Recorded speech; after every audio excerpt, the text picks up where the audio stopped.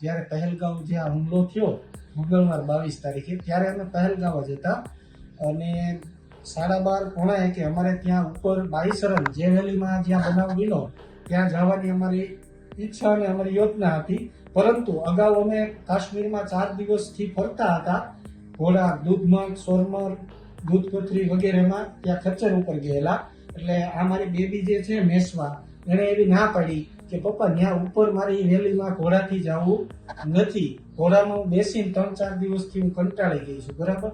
એણે ના પાડી એટલે અમે લોકો જમવા જતા રહ્યા અને જમીને આવી અને થોડી વાર પછી અમે જ્યારે બહાર નીકળ્યા અડધી પોણી કલાક પછી, ત્યાં અમને ખબર પડી કે ઉપર કંઈક ડિસ્ટર્બન્સ, કોઈ ફાયરિંગની ઘટના બનેલી છે. એટલે જો અમારી બેબીએ ના ન પાડી હોત અને અમે ગયા હોત તો જ્યારે ઘટનાનો સમય હતો એ જ સમયે અમે ત્યાં ઉપર હોત. એટલે ભગવાનની દયાથી અને અમારી દીકરીના આશીર્વાદથી અમે બચી ગયા છીએ.